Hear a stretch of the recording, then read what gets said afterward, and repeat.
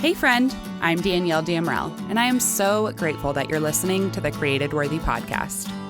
This show is all about honoring the life stories of women from different ages, beliefs, backgrounds, and experiences. Everyone's got a story, and instead of getting stuck in the trap of unworthiness, this is a safe place for stories to be shared.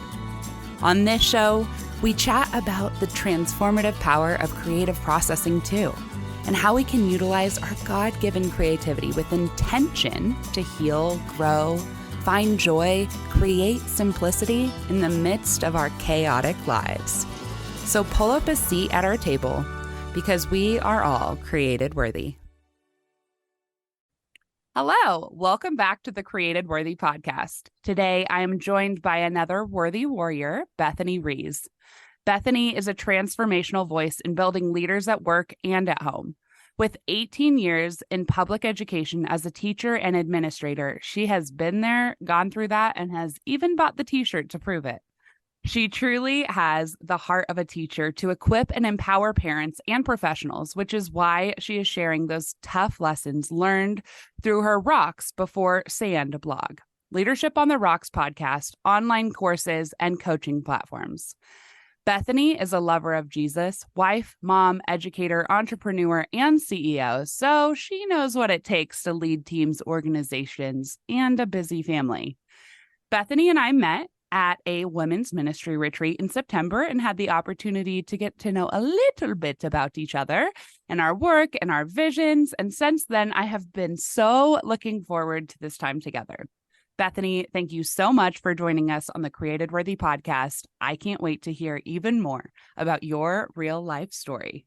Oh, Danielle, thank you. I'm so excited to be here. And thank you for allowing me to, one, wear stretchy pants and take off my Spanx. It just feels amazing. Yes.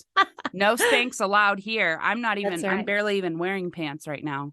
Man, whenever you give the professional talks, you got to wear those Spanx. So it's nice to be on a platform where it's just like, I can be real. I can just hide my I'm whole real bottom everywhere. half. Yeah. You are real everywhere, but come on. Like Spanx, I think this is kind of a rabbit trail, but whatever. I feel like Spanx is way more for me than it is for other people. Like I feel more confident and comfortable when my full body is on a stage if I'm wearing Spanx. I was just in a wedding this last weekend and I chafed so bad from my Spanx from dancing. So I had to go take them off. But at that point, it was already the reception. But during the photos and stuff, I was like, yeah, I'm wearing these Spanx. I feel way more confident, which, that's still being real. It's just like a sucked in version of real. There you go. Isn't it amazing what we do to get ready to pump ourselves up to present ourselves to others? And speaking of chafing, I mean, honestly, if I had to summarize my whole story in one word, it would be how to get rid of the chafing. It would be chafing. I love that. How to get rid of the chafing. I'm writing that down. And so yes, I can't wait to jump into your story. So just to give you a little bit of the feel for Created Worthy, a lot of podcasts focus on what you do and all of that, which is beautiful and wonderful. But on Created Worthy, we talk about who you are and how you became who you are before we get into all the amazing things that you currently do. So with that, I would love for you to take us back to maybe where you started off in life. Where are you from? And can you paint us a picture of what life was like growing up for you, life was like for you growing up? I would love to. So, every person kind of goes through their junior high years of trying to figure out who they are, but I can tell you where I'm from. I'm from small town nowhere in Arkansas. Married my high school sweetheart because we weren't related. We had our teeth and we both wore shoes. So, I mean, all good things there. Yeah. You had all your teeth. I love that. I know. I'm so proud. Right. No, I joke. I came from a great family, great Christian family. That, we love the outdoors, hunting, fishing, gardening, canning. And so just very, attached to the roots of where our family came from and how we lived a very simple life. And so very, very blessed. I mean, yes, there's a little bit of family drama in there too, especially whenever you get out into the extended family, because, everybody's got, we don't ask in Arkansas whether or not you have crazy people. It's which side they're on. Yeah. So, yeah. And I'm sure most of the time it's both, but different sections of both sides. Absolutely. Absolutely. And if you hit the right button on me, sometimes that crazy will come out too. So I try really hard to kind of tuck it back in. Yeah. Got to put it in the folder. Absolutely. So, I had a great experience in high school. Again, I married my high school sweetheart. I was married at 19. And so Wow. my husband and I kind of like raised each other. It's Yeah. really funny. And I've known him since I was probably 10. And I know that sounds like a, fairy tale or a Hallmark movie, or whatever, but it's really been such a blessing to be with your partner the whole time and to go through a lot of things together. And here's the funny part, we've been married now almost 24 years and we're becoming a lot like each other, which is really weird because we're Mm. not. We're opposite personalities.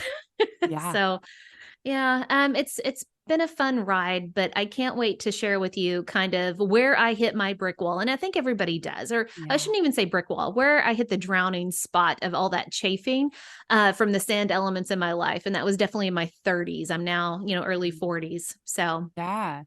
can't wait So to dive in. you graduated from high school, got married pretty much right away. Did you go to college as well, or Yeah, I it's tend to okay skip if you over didn't? that There's because no I'm judgment here. really a professional student. Okay. I was in education for 18 years. So my mom, who got married at 17, because that's what we do. She was like, Bethany, you are going to go to college, you are going to get a degree, and you're going to be able to support yourself. And I don't want you to, think that all that you are is a wife. A wife is something, yes, it's Mm. wonderful, but you're not just a wife, just a mom. You are a woman. Go out and conquer, and I'm like, oh, I love you, mom. She got her associates in her 40s.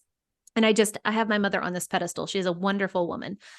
So went to college. Actually went to, for those of you out there trying to figure it out, I went to 6. So not because I'm super smart and have a bunch of Okay. degrees. It was because I tried different places and trying to You went figure to out your 6 different finances. colleges? Yes. Yeah. Okay. Wow. Okay. Community college, private college, all the colleges, because you're trying to figure out, well, how am I going to pay for this? Well, I don't like these people. I don't really like this town. There was one town I literally left, had a ton of mosquitoes. And so Jason and I were getting married. We're like, hey, let's go back to our community college, live with our parents for the semester, save some money and get married. So Yeah. that's how I started my sophomore year, is bouncing around a lot, but doesn't matter. Like Yeah. C's get degrees. As long as you finish and get that piece of paper, you're employable. Amen.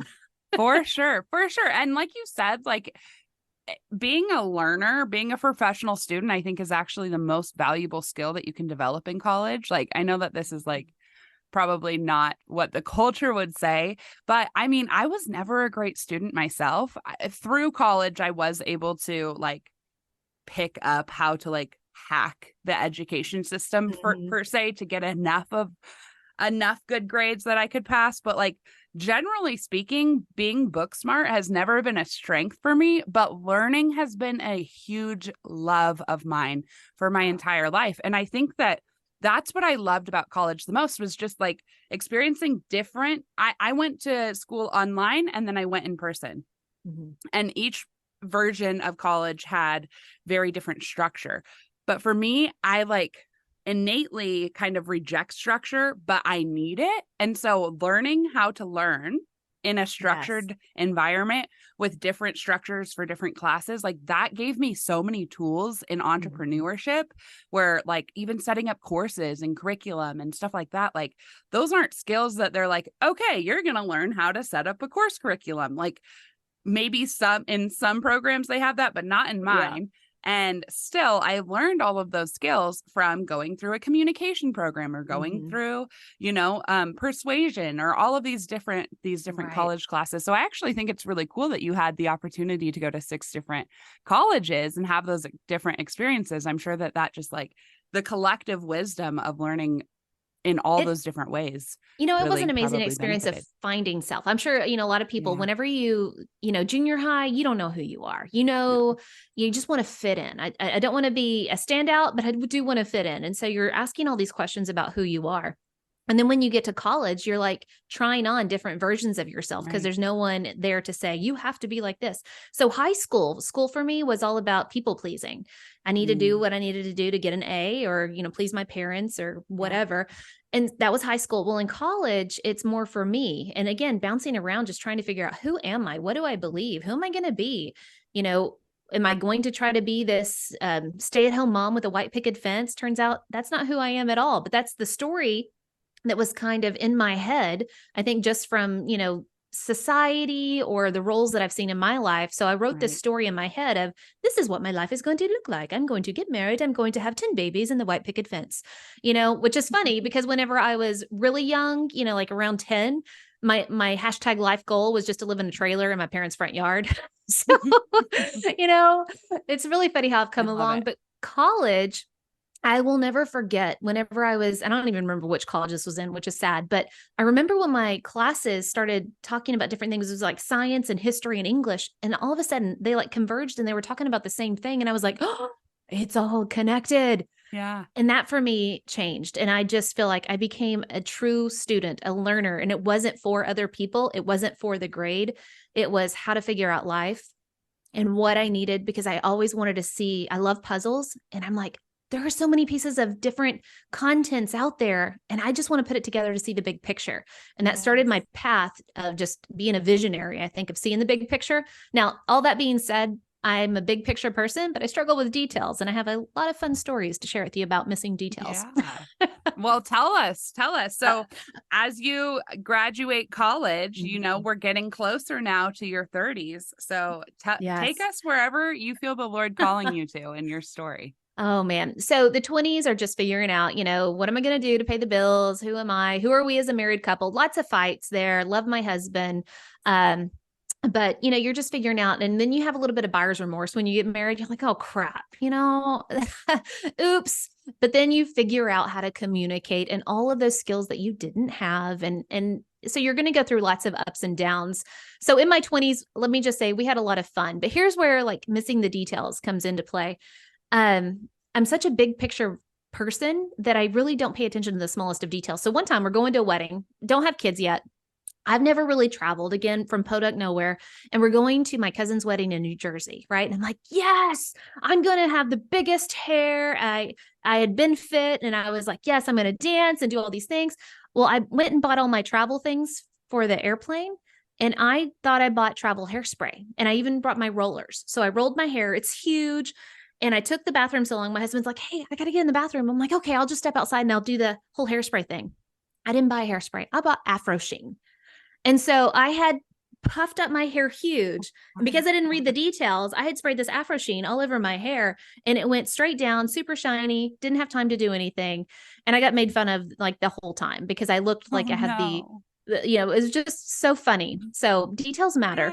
Details matter. Yes. Details I'm matter. a very much like looking for the details type of person. My husband and I went to Meow Wolf for the first time last year. Have you ever heard of Meow Wolf? No. What is that? It is a wild experience. I will just send you, I'll send you their Instagram page after this, but essentially it's like a out of this world interactive art exhibit that is just a building that has been made into like all of these like trippy things that it's crazy. It's crazy. Like you walk through a washing machine to get into another room. It looks like a whole totally different universe. So, but it's like Willy the Wonka-ish. whole time we were there, it was really crazy. The whole time we were there, I was like, it's all in the details. He's like, if you say that one more time, I'm leaving. Oh man, that is awesome. That is awesome. But yes. So not a super details oriented person, but you saw the big picture. Yeah. So let's go ahead. Oh, just to dive deeper into that, so we started having kids. My husband is extremely, I told you we're polar opposites. I'm more of the creative, fun loving. I mean, he's fun loving too, but he's really structured. And so he had this like 5-year plan. We're going to be married 5 years. And then we'll, if we want to have kids, we'll have a kid. So we were married 5 years and we had our first son. And I was teaching at this time, right? Living the story in my head. And then another 5 years later, we had our daughter. So our kids are 5 years apart. And I remember in my 30s, like drowning. How are you supposed to build a career and parent, and be married and be fit and be all these things that, society is supposed to, telling you you're supposed to be. And I was like, I can't do this. I was never much of a drinker at all in my 20s or anything like that. But by the time I had my second kid, I was like, I love Jesus, but I drink a little. This is stressful. I didn't know what I was doing. And I just felt pressure from everywhere. And in this time, we had moved from Arkansas to Houston. And I just saw everybody that seemed to have their stuff together, right? We had a bunch of stay-at-home moms. They were all super fit. Come to find out, they're full of Botox and fake stuff. But I didn't know that. I'm just comparing myself to all these other people of where I should be in life by now and what I should be doing. And that was a lot of mental chafing on me and an emotional chafing. It really was. All those little things that don't matter that I cared about, they were chafing me, and I was getting really rubbed raw. Yes. I love that you're using chafing as your analogy, because it's such a beautiful, like beautiful is maybe the wrong word, but such a perfect example of like what it feels like. Because I'm pretty sure every person who's listened to this has gone through some kind of chafing season. That's part of life. That's true. But yeah, the way that you explained how it is, like you were living the life that you wanted in a lot of the senses in your 20s, and then you hit 30 and you're like, wait a minute, now I'm supposed to be growing in my career, and I'm supposed to be doing this, and I want to feel like this, and I want to look beautiful, and I want to be at all of these different things, right? I want to be a good mom, I want to be a good wife, I want to be a good teacher, I want to be a good human, I want to take care of my body, like, and it's like, okay, this is so overwhelming. And so it's that rubbing raw, where all of a sudden it feels like you can't do anything, because just like when you are chafing, like in real life, at some point you rub the skin so raw where it hurts to walk. Yeah. Like just to stand up causes pain. Yeah. And so, you don't want to engage anymore. You just want to be still. Exactly. So tell us about that season. So, somewhere in my 30s, I remember asking my mom and my mother-in-law, who I have a great relationship with, and I'm like, why didn't you tell me? Why didn't you tell me the 30s were so hard? And I think, they just come from a different time and a different generation where lots of things aren't talked about. There's lots of, sweeping things in the closet, or maybe just, I don't know, not the forward thinking to say, hey, you know what, this is coming in your life. Let me give you a heads up on that. And I think nowadays we're pretty good. And I think social media helps to have these conversations for sure, but we're having these conversations now. And so I just remember crying out to God. I'm like, I have an amazing husband. I have great kids. We're healthy. God, thank you for all these blessings. Why am I not happy? And it had nothing to do with those people in my life. It had nothing to do with my circumstances even. It was internal. It was truly the identity. I was trying to be all these things that I thought I was supposed to be. And I was trying to create systems and processes and have the right inputs to get the right outputs and have the structure and all of these things. And it just hit me that really I was just like a puckered up Protestant butthole that just needed to relax a little bit. And so that's where, it's true. It's like you're in this ocean and the waves are just coming, maybe you're even waist deep, and when a good wave hits you, it knocks you down and you get sand everywhere you don't want it to be. And you've got this chafing going on, but you also feel like you're drowning. You can't catch your balance. You can't get that back. And you're just like constantly going under. And what God showed me is, Bethany, you're being tossed by the waves of your circumstances to and fro, back and forth. And he said, look up, build your life on the rock, and I am the rock. Stop, get out of the waves of circumstance, get out of the sand, stop building that sandcastle life, and build your life on the rock, which is me. And that moment really came, from reading Matthew chapter 7, verses 24 through 27. I've read that story. I've sang that song a million times. It takes the Holy Spirit to truly work in you and through you, and your eyes just open up like never before to something you've probably seen a ton of times. Like I have that story. And I'm like, wow, you're right. I don't have to choose to stay in the waves of circumstance. I can get out of this and build my life and leadership on the rocks. I'm telling you, it felt like 1,000 pounds falling off my body of I'm free to be who God made me to be. And it just opened up a whole nother chapter of my life. Yeah. So tell me about the tangible actions that you took to choose to get out of those waves, because I think when I hear a story like this, I'm like, it's so beautiful and such an incredible reminder. And also like, I definitely feel like I'm still in the waves a little bit. Like I'm wading in the waters. Mhm. But I know that it's never just, well, not never. God does still do miracles, but most of the time his miracles are in little intentional actions, right? Mhm. In little doors that he opens, or opportunities, or downloads, spiritual downloads that he gives us, revelations. But tell me for you what it looked like when you had that moment when you felt like you were being tossed in the waves of your circumstances, and God was like, "Stop, Mhm. Bethany, look up." What did Um, that look like? What did it looking up look like for you? So I get the joy and the privilege of sharing this with you in 2020 hindsight, right? Where I can now see the big picture of how all those puzzle pieces came together, and I can say, Yeah. hey, here's the big picture. But you got to understand, when you are living your life one puzzle piece at a time, you don't know what's coming. You don't know what that big picture is. All you see is one jagged little puzzle piece of your life with a bunch of different colors, and you have no idea how this is going to tie into anything else. So please, whenever I share these things, don't hear a to-do list. Don't hear oh, if I just follow Bethany's structure, platform, input, whatever. It's none of those things. Mm, And it started with, I will never forget this. Through our church, we started the study of experiencing God. And I believe it's by Henry Blackaby. But, you know, my relationship with God was religion. It really was. It was, I know that I need to be a good person, right? I've learned we don't drink, smoke, cuss, and chew, and we don't go with boys that do, kind of thing. And it was very much about just show up, get your perfect attendance little star, memorize some scripture, check, check, check, check, check. It was religion. And this is not any fault of any church that I went to or my parents or anything like that. It's just how I processed. And then going through experiencing God helped me, number one, see God as more of a relationship. And I'm like, mm, whoa, it's more about spending time with him, being more real with him, and not checking a box. And so going through that and understanding how to experience God changed my day to day and all those small things, like what you were saying. It is small, small things. I started doing daily Bible study, which I'd never really done before. I knew the Bible stories. I did, read them to my children in those little cutesy books, yes. but I didn't spend time with God. And that was the foundation for everything. So I'm going to pause Mm, there and I just love say it. that's the foundation for everything, is your relationship with God.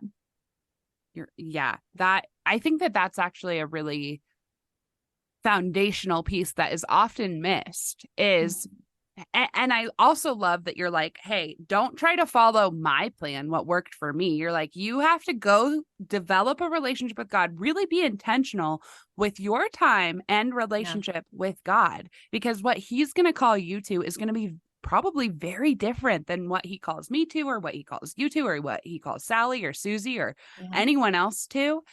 It's But step one, the foundation is truly built on going to your creator, the one who knows you better than you know yourself, and just saying like, Lord, I am not enough on my own. So Mm. take me to the next place, or show me the next puzzle piece, or open the next Mhm. opportunity, but just choosing to trust him and coming to that place where like you realize you're not enough on your own. Because Yes. when you do think that you are enough on your own, you Mhm. become your own God. And as we know Oh, from how preach. history, yeah, how history goes and how we've all been there, done that, like that always leads to Mhm. destruction. When you Yes. think you are your own God, Mhm. that will lead to destruction ultimately. Even if Yes. for a year or two or however long, it's like, oh, it feels good, I'm so confident, but it's not rooted in a foundation that is solid and secure. Your identity is constantly wavering because we aren't Mhm. the source of our if we are the source of our own identity, then we actually don't have a rock in our Yeah, lives to plug into, to build upon. that's So so I true. really love how you say that, how you said that, and how you also gave that warning of like, hey, I'm telling you this, but like, this is my story Yeah. and yours is going to be different. So step one, people, Yes. develop a relationship with God, build your relationship Amen. with God. That is not like, there is no strategic way, structured way to do that in a right like there is no like this is how you do it. I mean, if you are looking for a tangible way to do that, I think we would probably both say open Yeah. your Bible, Yeah. maybe Let's start read about there. all those people. God used people of all different shapes, sizes, and backgrounds, right? Yeah. There were murderers that he used. There were Yeah. adulterers, prostitutes, fishermen, I mean, you go back and you look and you're like, wow, when you really dig into who God utilizes as his instrument, it helps you die to self a little bit more and say, it's really not about me and my own power, because we're constantly fighting God for control. We're constantly Yeah. trying to bring God down to our level and just fight him for that control. But then once you say, ooh, you know what? Yeah, I've made a ton of mistakes back there, but you're going to use my story, just like, you, Danielle, God is using your story to build a platform to help us all take off our emotional spanks and find some healing and find out, yes, this is who God created me to be. And just because I made a mistake, Jesus covers that, right? But he's going Yeah. to utilize that story to help other people that are still there. They're still stuck in those waves. They're drowning. They're being chafed. And it's just another hand saying, girl, sister, been there, done that. Let me help you out, Yeah. And because of we the love need of each God. other. Oh, Like, I totally. think that is a really big part of this too, is like when you really start to stop and look up, it's also looking around. Sometimes Mm-hmm. that means God's going to call you into a pruning season. Pruning Yeah. seasons are really hard. They're really Mm-hmm. challenging. It hurts. You wonder, like, is there anyone out there for me sometimes? Do I have, like, is anyone ever going to understand? There is one source who will always understand, and it will be God. And he knows if having deep, close friendships is a desire of your heart, he's going to bring those people to you the more you seek him. Mm-hmm. So I think we as humans in general overcomplicate everything, right? And so Yes. being able to just be like, hey, like maybe just listening to Created Worthy, there's someone on this show, because I'm very intentional to make sure that the people on this show are approachable, right? Mm-hmm. Like they are people who are real and have a message on their heart that is to encourage, to inspire, to hold space for. Because just Absolutely. like you said, the kingdom is actually built up of people who look very differently, who have lived very different lives. And that has been my vision for Created Worthy, is like, I want a platform. I felt like the Lord was like, build a platform where anybody and everybody is welcome to come and to share their story and their experience. Mm-hmm. Because stories are the most powerful, in my opinion, tool of connection.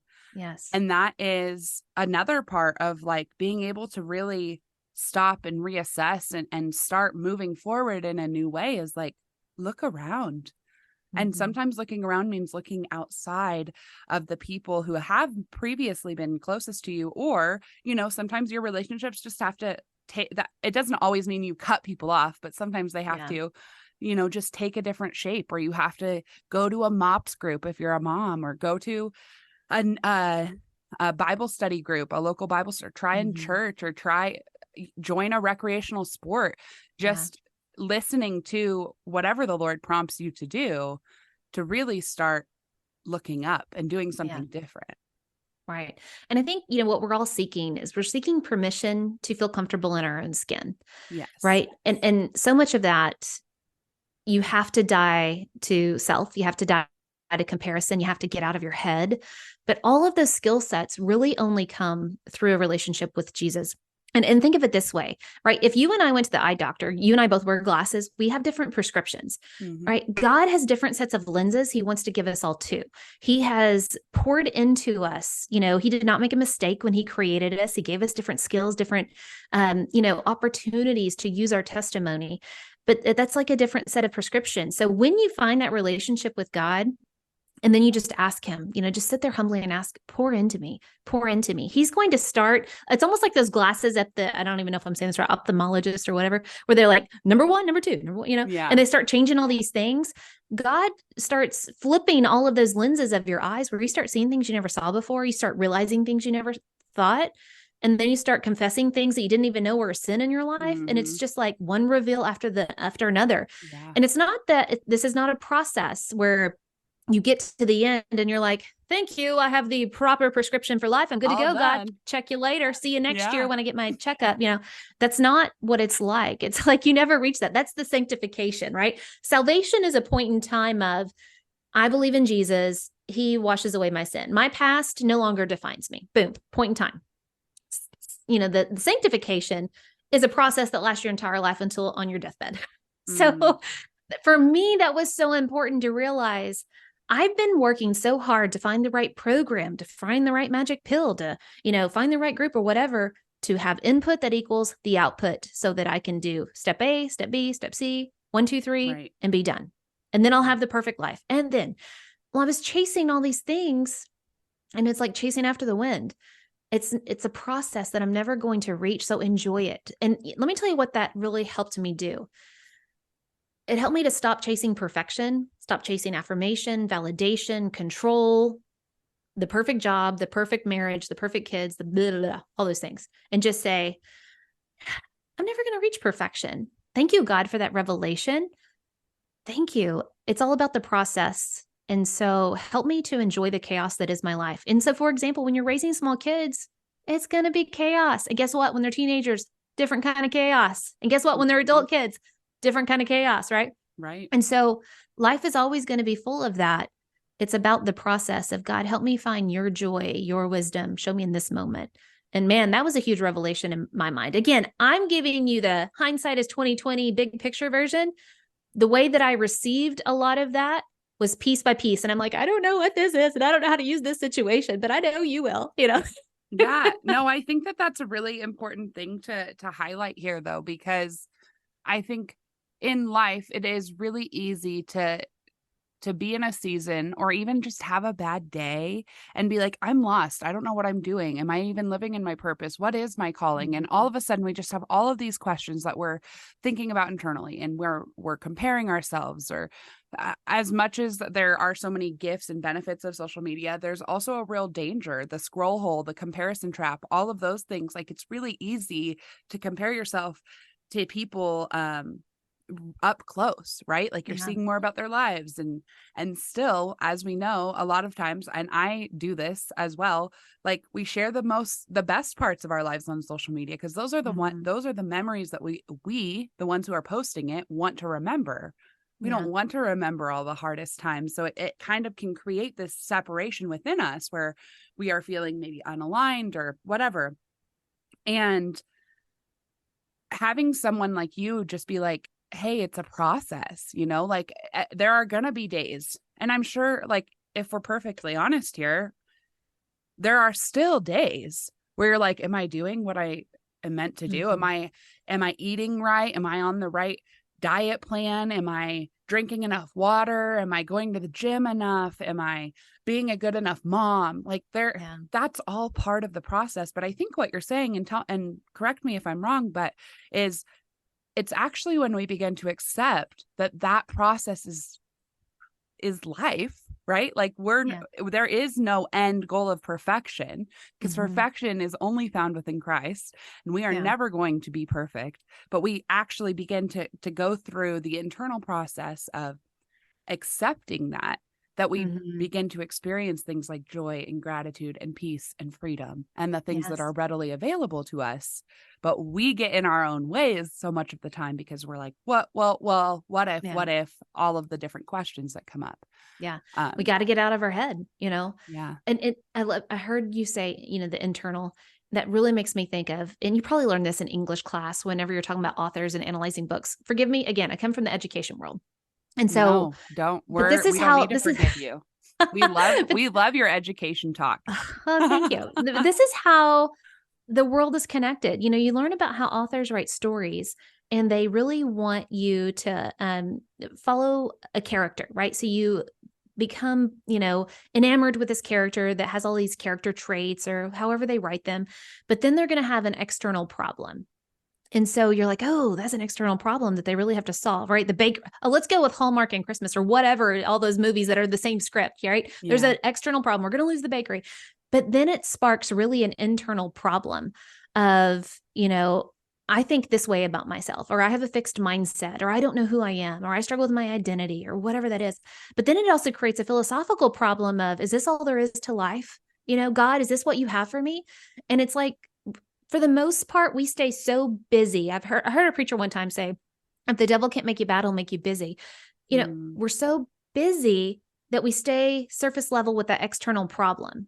Think about our marriages or our relationships or at work. We're like, oh, if I just had more time to check my email, then I wouldn't feel so stressed. It's external. And we don't ever get to the internal, and we definitely don't ever get to the philosophical, where we're fixing our relationship with God. So you got to do the work of get out of your head, spend time with God. The Holy Spirit will reveal all those levels and layers of your stinky onion to figure that out. And we got to do that. We got to do a better job of spending time with Jesus. I love that. So, Bethany, I would really love for you to take us back to your story. Yes. And so you're in your 30s, you have these revelations, you realize that accepting the process and the fact that perfection is not the end goal, that's where you're at. Yeah. So how do you get to where you're at now? A lot of weight gain, I'll tell you that. Same, girl. Up, down, all around. Yeah, all around. Going back to what I was just saying, external, internal, philosophical. I mean, those are the hindsights that I have now, but I was really questioning God. I love being in education. I love serving students and serving teachers. And by this point in my career, I'm an instructional coach. So I'm mainly working with teachers on how to teach students. And other women started opening up to me, because we had the relationship about, I'm struggling with this, or I'd go in and a teacher was having a bad day. And I would, during her conference period say, hey, are you okay? And lo and behold, it had nothing to do with education. Her and her husband got in a fight or, whatever. And it really started opening my eyes because people were vulnerable. And I will always be so appreciative of that, to share their stories, that I'm like, number one, I'm not alone in all of the struggle and the mess that I'm going through. But then two, God, you've given me these relationships. What do you want me to do with it? So God started changing my brain to that external of just how I'm going to look at things and how I'm going to solve the problem, and to stop and say, God, help me. What's the next move? It just slowed me down. It helped me get out of my head of thoughts, to not tell myself a story, to not go forward, try to control everything or try to fix the problem, but just say, God, how can I be used? And in the beginning, I don't know what I'm doing. I'm fumbling around. I made lots of mistakes, and you're going to learn from, all those conflicts that went bad because I didn't know how to handle it. Yeah. God has turned those into lessons learned for me. But so in my 30s, I went from transitioning from serving teachers as an instructional coach to becoming an administrator. And please understand, most of my life, again, I know how to play the game of school. I love being a student. I love achieving. I love people pleasing. And when you're an administrator, it's so different. I opened up a brand new high school. So there's everything from hiring hundreds of people to starting all of the athletic programs and all of the academic programs and hiring hundreds of staff.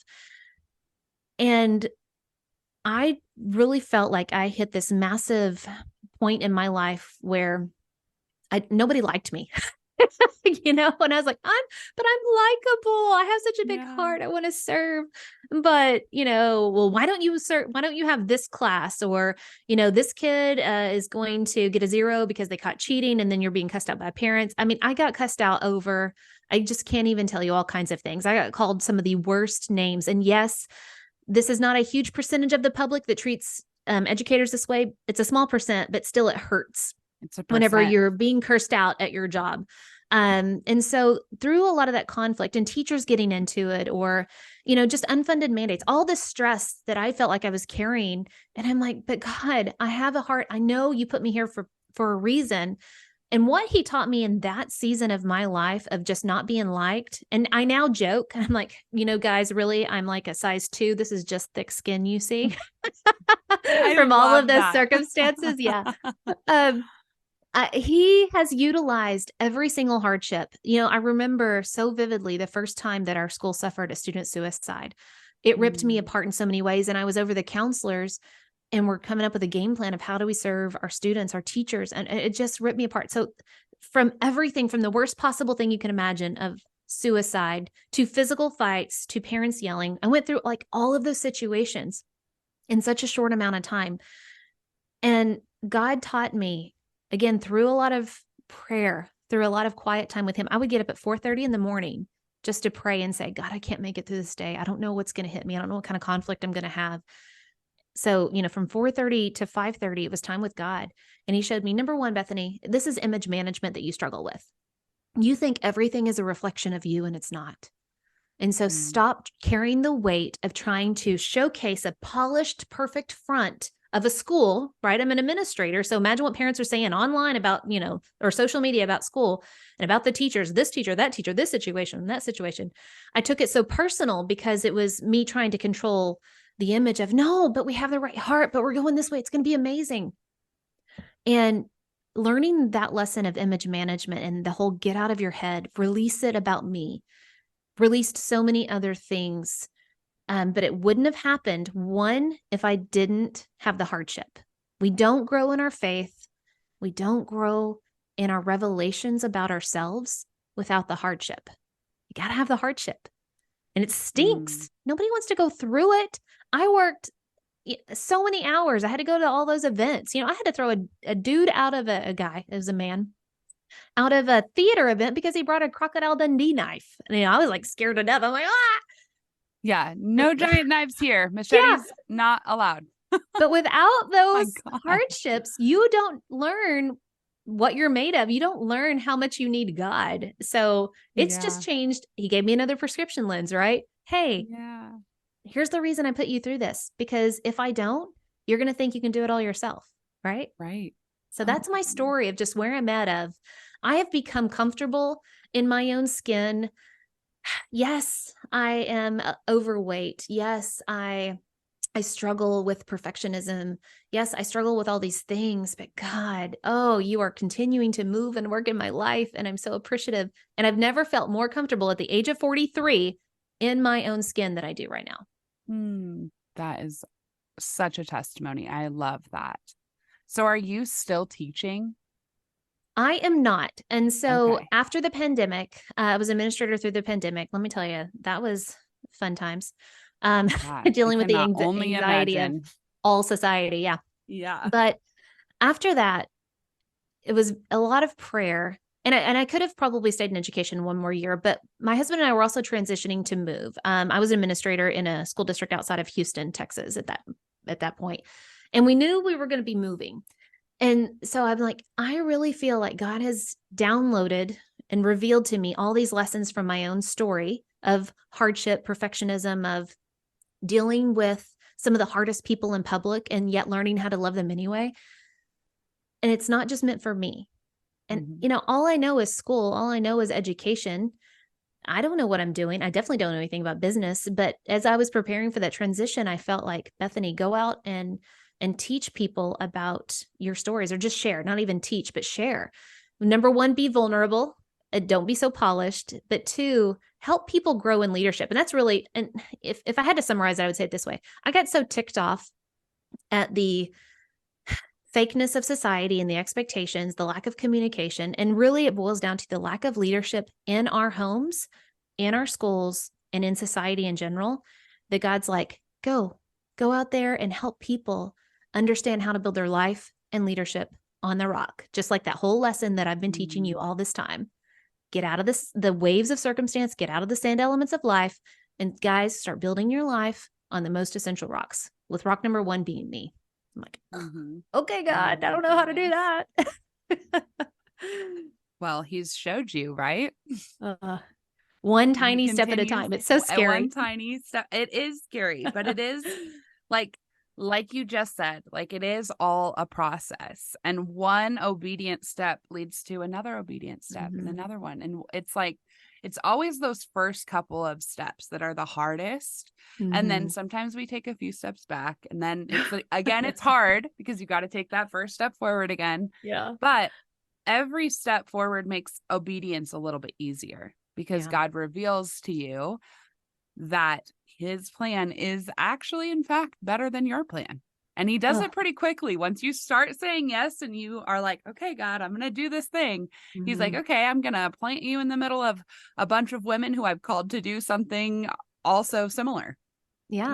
And I'm going to show you that every one of you has a unique gift and skill set that can actually benefit you personally and you collectively and the world collectively. And then you gain motivation from that, and you just keep growing and keep growing and keep growing, and it becomes a little bit more fun and a little less stressful. And then you might take a step back, and then it's just all part of that process, right? And I just want to say, I think you're doing an incredible job. I love listening to your podcast.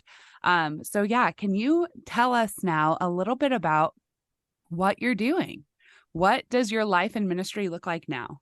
Oh, it is ever evolving, and God has given me big vision that's very scary.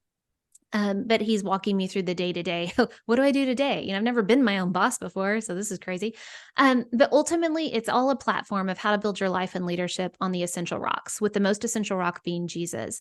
And so I felt called again to speak into multiple areas. So number one, I started a blog. It's called Rocks Before Sand. So you can find it at rocksbeforesand.com. And I just started sharing stories. So in there, you're going to read a ton of stories about marriage things that went bad, big family things that went bad, parenting events that went bad. And it's just me sharing stories of, there's always a lesson to be learned of, here's what happened, here's what God showed me, and here's how I'm growing from it. So it's very faith and family focused. But I started that blog first. And, as God was crafting this vision for me with leadership, again, I just kept going back to Matthew chapter 7, hear my words, build your life on the rock. And so I started leadership on the rocks. And again, I don't know how to blog. I don't know how to podcast. God will, once he calls you, he's going to equip you. I don't have these skill sets, but he's slowly teaching me and learning me or connecting me with people that can show me these skills. And so on the podcast, it is focused on leadership. And we do talk a little bit about leadership in the home, but for the most part, it's leadership with the work. Because here's the deal. Whenever you're growing in leadership, and leadership does not have to be a specific title, because you influence someone. So your organization will give you the title, the pay, and the people, but they won't necessarily equip you in how to lead. And so that's what that podcast is about. It's about how do we equip leaders to build their leadership on the essential rocks. And so that's what we talk about. I bring people on that are a lot smarter than me, and they share their wisdom about leadership, but it's all about growing our skills. So that's kind of what I'm doing. I also have an online course for new leaders who are stepping into leadership, and they're like, oh dear, I really don't know what I'm doing. I'm like, hey, here's a survival guide on how to lead. All the things that I learned the tough way, the wrong way, and the lessons that I've learned. So that's kind of what I'm doing now. And it's been fun. It's been so revealing in how good God is to use our stories and our testimony. Without going through all those hardships, I would have no lessons to share. I wouldn't have stories to share with others. I love that, Bethany. That is so wonderful. I can't wait to continue watching what the Lord does with you in this ministry and this vision he's put on your heart. I have been so encouraged personally in my leadership journey just from reading your blog and listening to your podcast. And I'm super excited for my listeners to also be able to join you, follow along. Now, before we share all the places that they can follow along with you, I have to talk about creative processing, because creative processing is amazing. And a lot of what you said, I was like, sounds like she did some creative processing. Sounds like she did some creative processing. So that's like my favorite part about creative processing, is that it's not something that you have to figure out how to do necessarily. It's something that you're already doing. But then when you learn how to do it with intention, or you use it as a conscious thought, then you're actually able to tap into the joy, the peace, the gratitude, the freedom that is always available to us through Jesus at any time, at any moment. So I asked what your primary creative processing method is, and you said music, which that's one of my top ones too. Absolutely. So just to give you an example of how this would be used in action, it would be, I recommend using the prompt, the purpose of, and we'll just use yours as an example, listening to worship is to process receiving peace from the Lord. So it's pairing your creative, any creative method, whether that's listening to music or cleaning, or some people make spreadsheets, some people like to redecorate their house. There's all kinds of ways that we can activate our creative minds. When we pair that with intention, then we're actually able to receive that intention or achieve that intention because we have set our mind to it. And that's how the Lord has created us. He's created us to be creative, right? He is a creative God. We are creative beings. So when we use our creativity, it is actually an innate gift He's given us to help us receive the blessings that He has for us. So that is my little soapbox about creative processing. But yeah, I would just encourage you when you're listening to whatever kind of music, Ed Sheeran. When I'm listening to Ed Sheeran, I'm usually processing like either a painful relationship from the past, or I'm processing a marriage, something to do with my marriage. You know, his music's very romantic, so it is. Always have that. But there's all I love everything about his music except for the fact that he says "can't" in one of his songs. I don't remember what song that is. He can't. He said can't. Excuse me. I even said it wrong. English. Yeah, I'm sorry. That is so funny. Oh yeah. That is so funny. The way that he says it, it's like, I can't, whatever is in his accent, Yeah, in his accent. You can hear his accent. That is interesting. You're going to have to send me that song because now I'm super interested. But yeah, just pairing whenever you go into any kind of creative activity, whether that is writing or anything, just try to pair it with an intention and see what happens. Because my guess and what the record has proven is that it actually just allows us to really be more intentional and to receive the end goal that we're looking for. Obviously, we can't receive perfection, so I would never recommend that you set your intention to be perfect. But I would say maybe you set your intention to process imperfection. Sometimes on Mother's Day, one Mother's Day, I painted to process my pain from Mother's Day because I have a really hard relationship with my mom. And so, that was the most healing day I'd ever had. I think that for me was like a huge step forward in my growth and in my healing with that relationship. And I truly believe that this is just a gift from the Lord, that our creativity is a gift from the Lord. And that's kind of what He put on my heart, was go and share about how much of a gift creativity is. And creative process, right? The creative process we're all familiar with always leads to an external result, but creative processing leads to an internal result. And so that's what I'm here to do, is help connect the dots. I love it.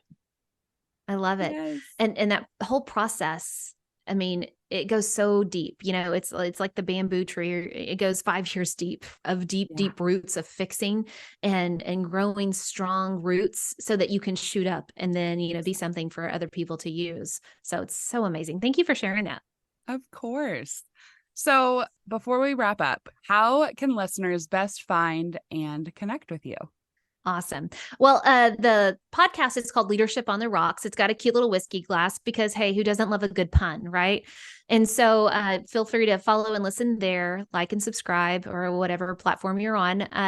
But there's also leadershipontherocks.com, and that's where you can have access to, I have tons of free resources if you're struggling in leadership and want some, checklists and agendas and free things like that. But I also have an online course, the Leadership on the Rocks Survival Guide. It's how to survive in leadership and not lose yourself in the process. And then I also do coaching and corporate trainings as well. But then my blog, again, this is Faith and Family, is rocksbeforesand.com. And that's the blog. You can sign up there. But on social media, I'm known on both handles, Leadership on the Rocks on Instagram, on Facebook. I'm also on LinkedIn. But with the blog, it's Rocks B4, the letter B and the number 4, Rocks Before Sand. So that's where you can find me. Yay. Well, Bethany, I am so grateful to have spent some time with you here today and for your courage and vulnerability to share your story. Keep being the bold teacher and courageous life liver that you are, because you are changing lives just simply by being yourself as you are right now. You are an inspiration and spread so much joy to all those around you, all while bringing others closer to Christ in a real and relatable way. You, my friend, are created worthy.